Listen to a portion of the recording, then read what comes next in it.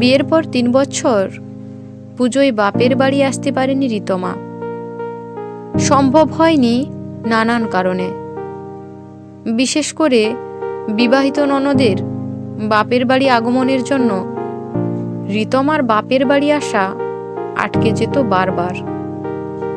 এই বছর বরের সাথে অনেক মনোমালিন্যের পরে অনেক কষ্টে 4 দিন ম্যানেজ করে বরকে সাথে নিয়েই এসেছে সে বাপের বাড়ি। গত 2 দিনের মতো আজও নবমীতে বরের হাত ধরে মণ্ডপে ঘুরতে ঘুরতে ঋতমার মনে পড়ে যাচ্ছিল বছর 4 আগে বাড়ির সবার নজর এড়িয়ে নবমীতে ঠিক এমনিভাবেই তার 5 বছরের প্রেমিক সোমনাথের সাথে হাত ধরে ঘুরেছিল সে। আজ 3 দিন ধরে মণ্ডপে মণ্ডপে কেন জানে না ওই মুখটা অধীরভাবে খুঁজে বেড়াচ্ছে ঋতমা। মনে হচ্ছে একটাবার কি দেখা হবে না, অন্তত একটু চোখের দেখা। কেন যে এমন হচ্ছে ওর, ও নিজেই জানে না। নিজেকে সংযত করার চেষ্টা করলেও নিজের চোখ তার মনের শাসন মানছিল না কিছুতেই। অথচ বাবার পছন্দের ছেলে রমেনকে বিয়ে করতে রাজি হয়ে ও নিজেই তো এতদিনের প্রেমের সম্পর্ক শেষ করেছিল।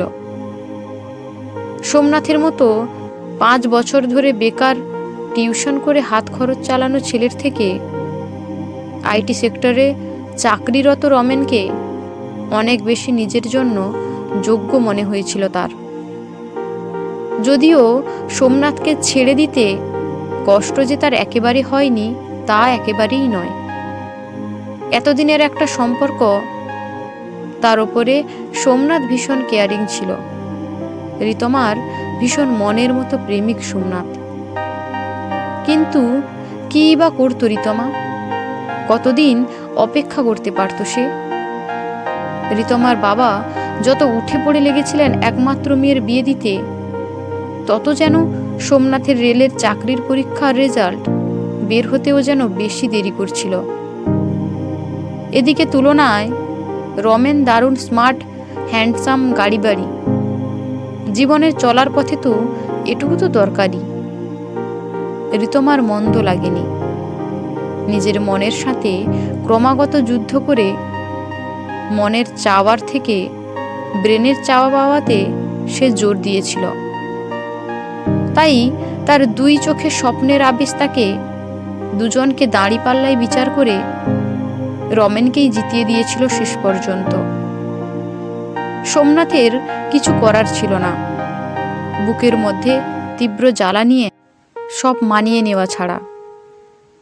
প্রতিদ্বন্দ্বী যতই বড় মাপের হোক না কেন, ভালোবাসার জন পাশে থাকলে লড়াই করা যায়।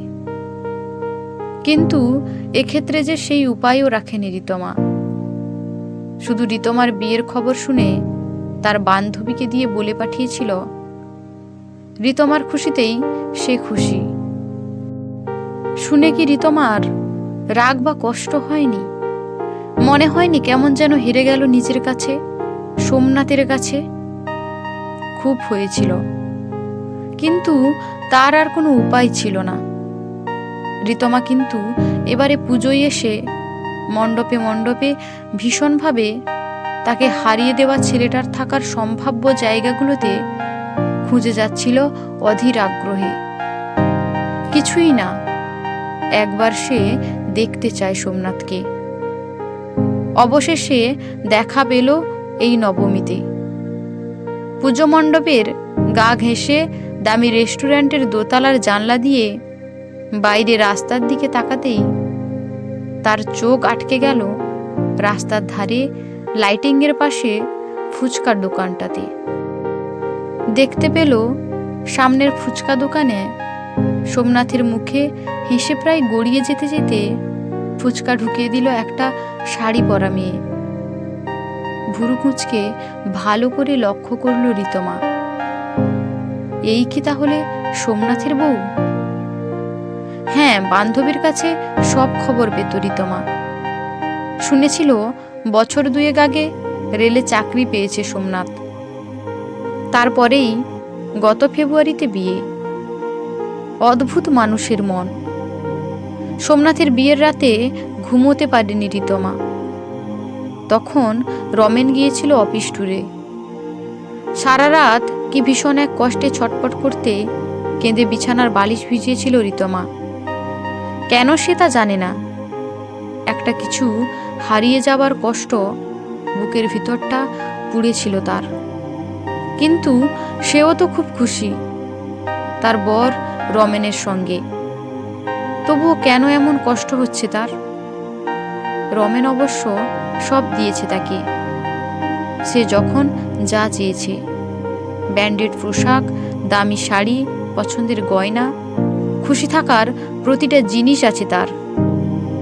এফবি জুড়ে তাদের খুশির ছবি শয়ে শয়ে বেস্ট কাপেলের কমেন্টে আছড়ে পড়ে স্ক্রিনে।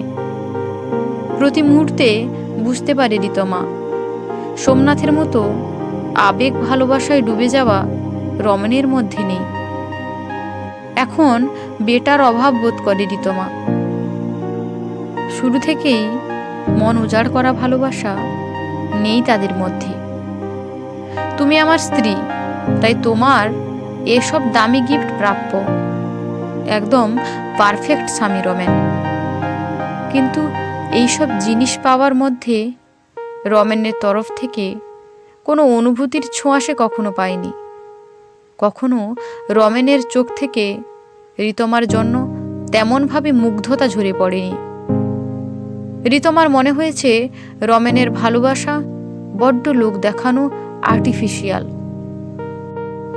কোনোদিন মনের গভীরে দাগ কাটেনি তার। কিন্তু এমনটা তো ঋতমা চায়নি। কথাগুলো ভাবতে ভাবতে একটা দীর্ঘশ্বাস ফেলল সে। একটা কান্না গলার কাছে আটকে থাকলেও জানালা থেকে একবারও চোখ সরায়নি ঋতমা। ভালো করে খেয়াল করলো সোমনাথের মুখ থেকেও খুশি যেন উপচে পড়ছে। বউকে নিয়ে পাশের পাপড়ি চাটের দোকানে ভিড় করেছে সে।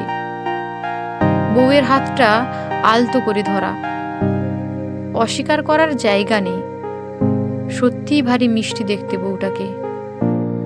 ঋতমার কেন কষ্ট হচ্ছে এমন? তার যে খুব ইচ্ছে হচ্ছিল সোমনাথকে ডেকে একবার জিজ্ঞেস করতে, আমার থেকেও মিষ্টি। কেমন এক কষ্টে বুকটা মোচড় দিল তার। তাকিয়ে দেখল টেবিলে পিৎজা রেখে রমেন মোবাইলে কথা বলতে ব্যস্ত। পুজোর দিনেও ব্যস্ততা। ঋতমা ব্যস্ততা নিয়ে রাগারাগি করলে রমেন বলে, শখগুলো পূরণ করতে গেলে একটু স্যাক্রিফাইস তো করতেই হবে তোমাকে। বউয়ের আঁচল ধরে বসে থাকলে তো অফিস মানবে না। ঠিকই বলে অবশ্য। এই শখগুলো পূরণ করে খুশি থাকার জন্যই তো সে সোমনাথকে হারিয়ে দিয়েছিল রমেনের কাছে। কিন্তু এখন ঋতমা জানে সে হেরে গেছে ভিতর থেকে। তাই এত আকুলতা তার। খুব ইচ্ছে হয় দৌড়ে যায় বছর চারেক আগে। একবার সবকিছুর জন্য সোমনাথকে সরি বলতে। সেদিন যখন নবমীর রাতে শেষবারের মতো দুজনে একসাথে ঠাকুর দেখার পর সোমনাথ, ঋতু চলো ফুচকা খাই বলতে ঋতমা মুখ বেঁকিয়ে বলেছিল, দামি প্রেমিকা রাখতে গেলে দামি জিনিসই খাওয়াতে হয়, গিফটও দামি দিতে হয়। সোমনাথের মুখ ছোট হয়েছিল তৎক্ষণাৎ। আসলে রমেনের সাথে আলাপ হবার পরে ঋতমা এমনভাবে টুকটাক খোঁটা দিত সোমনাথকে।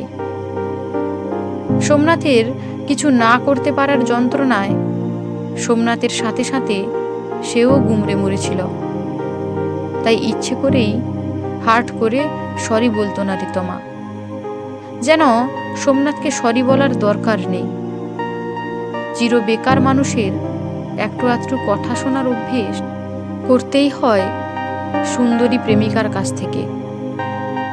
আজ ঋতমা বুঝল, হ্যাঁ, সে রমেনের সাথে খুশি অবশ্যই, কিন্তু সুখী কি? এই যে এতক্ষণ সে চুপচাপ বিষণ্ণ সেটা চোখে পড়েছে রমেনের। নামেই সঙ্গে আছে সে, কিন্তু আদৌ কি পাশে আছে? কিন্তু এখানে সোমনাথ থাকলে, রিতমা একটু চুপচাপ বা মন খারাপ করলে সোমনাথ এদিকে ওদিকে উঁকি ঝুঁকি দিয়ে খোঁজার ভঙ্গিতে ঠিক আগের মতো বলতো, কোথায় গেল বলো তো? রিতমা মন খারাপের মধ্যেই ভুরু কুঁচকে বলতো, কি খুঁজছো? আরে ওই যে খুব মূল্যবান জিনিসটা। রিতমাও তখন মন খারাপ ভুলে বলতো, উফ, বলবে তো জিনিসটা কি? পরিষ্কার করে বলো, আমিও খুঁজি তাহলে। বলে রিতমাও উঁকি ঝুঁকি দিয়ে খুঁজতে শুরু করত।